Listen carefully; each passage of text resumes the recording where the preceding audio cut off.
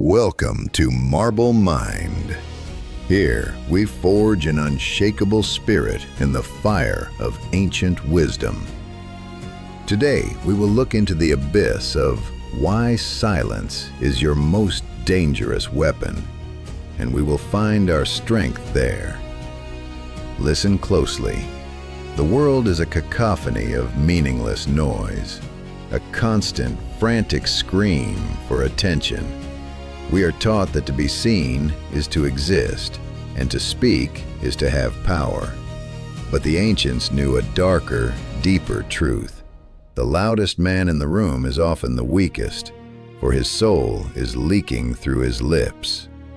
Every word you utter without purpose is a drop of your life force wasted. Every reaction you give to an insult is a surrender of your sovereignty. Before we descend further into the shadows of this wisdom, I challenge you. Do not be a passive ghost in this digital void. If you are ready to master your own tongue and reclaim your power, write one word in the comments, stillness, or leave a short sentence about the one thing you will stop reacting to starting today. This is not for the algorithm. It is for you. It is your signature on a contract with your own soul. Mark your presence. Let the world know a statue is being carved from the chaos. Imagine a storm, waves crashing against a jagged cliffside. The water is violent, loud, and chaotic. But the cliff? The cliff is silent. It does not argue with the tide. It does not justify its existence to the spray. It simply stands. And in time, the water breaks itself against the stone. That stone is the Stoic mind. Silence is not the absence of thought. It is the ultimate concentration of power. It is the stillness before the strike, the vacuum that sucks the air out of your opponent's lungs. In this journey, we will strip away the illusion of chatter. We will learn how Zeno, the father of Stoicism, valued ears twice as much as the tongue.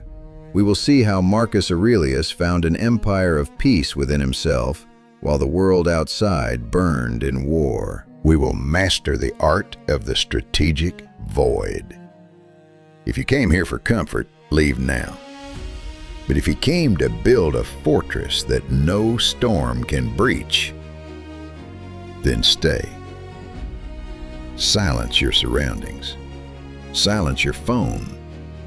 Silence your mind. We are about to begin. The first stone in our foundation is understanding what silence truly is. It is not merely the closing of the mouth.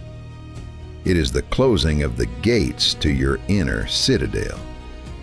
The ancient Stoics lived in a world as loud as ours, filled with the roar of the Colosseum and the bickering of the Forum. Yet they practiced ascesis, a rigorous discipline of the soul.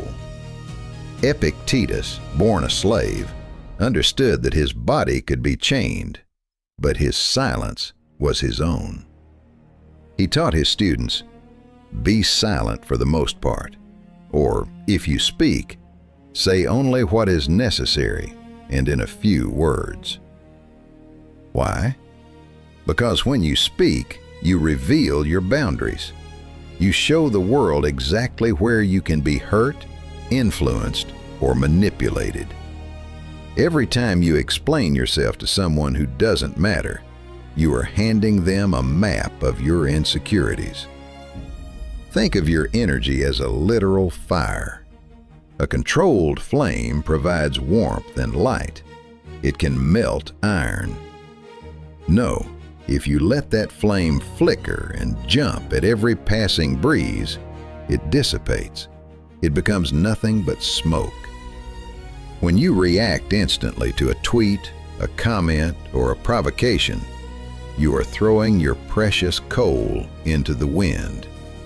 You are becoming a puppet, dancing to a rhythm set by someone else. Silence is the ultimate act of rebellion against a world that demands your reaction.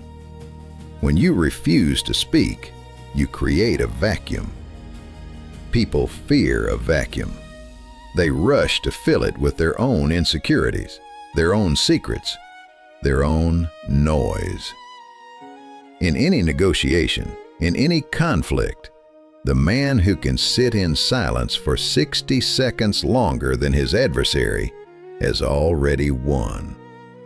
He has become the observer, while the other has become the prey. Consider the life of Cato the Younger.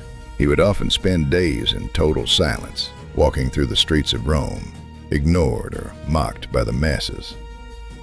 Why would a man of such power choose to be a ghost? Because he was training. He was making himself indifferent to the opinions of the herd. He knew that if he could control his tongue when he was insulted, he could control his fear when he faced death. Silence was his armor, forged in the cold forge of self-denial. Practical application for you, the modern student of the marble. For the next 24 hours, practice the 3-second rule. Before you respond to any question, any insult, or even any praise, wait. Count to 3. Watch the urge to speak rise in your throat like a wave, and let it break against the stone of your will. Feel the power that comes from withholding. You will notice that most of what you were going to say was unnecessary. It was ego. It was a desperate need to be heard or right. By choosing silence, you are choosing the path of the emperor. Marcus Aurelius wrote in his Meditations about the inner retreat. You do not need to go to the mountains or the sea to find peace. You can find it within yourself at any moment by simply shutting the doors of the senses. Silence is the wall of that retreat. It is the cold, hard marble that protects the flame of your reason from the howling winds of the world's madness. Do not be afraid of the quiet. The quiet is where the truth resides.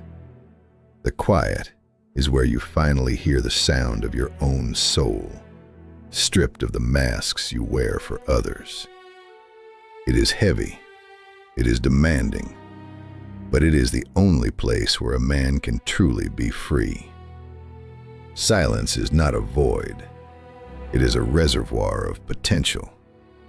It is the bowstring pulled back to the limit, silent, tense, and deadly accurate. When you finally do speak from this place of stillness, your words will not be mere vibrations in the air. They will be commands. They will be strikes. They will be eternal. The world is hungry for your response. It baits you, hooks you, and waits for you to twitch. Every headline, every passive-aggressive remark from a colleague, every digital notification is a fishing line cast into the depths of your mind. If you bite, you are caught. The Stoic knows that between the stimulus and the response, there is a space. In that space lies our freedom and our power. Silence is the physical manifestation of that space. When someone insults you, they are offering you a gift of poison. If you speak, if you argue, if you defend your honor, you have accepted the gift. You have taken the poison into your own veins.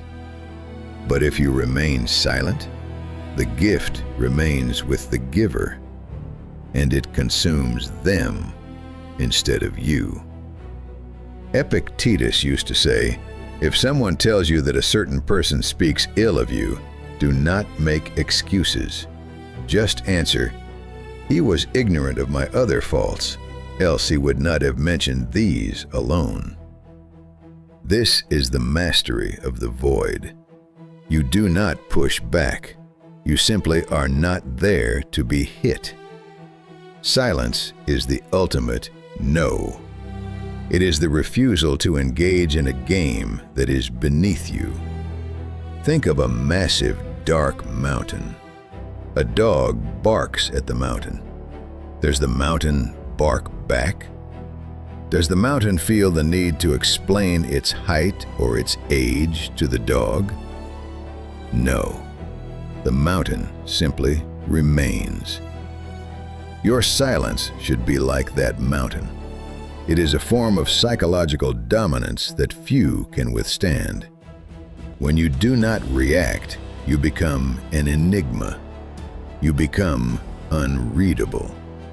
And in the world of men, that which cannot be read is feared. The power of non-reaction is not about being a passive victim. It is about being a tactical predator of your own emotions. You are watching the anger rise. You are watching the hurt pride scream. And you are choosing to let them die in the vacuum of your silence. This is the internal fire that Marcus Aurelius spoke of. The fire that consumes all obstacles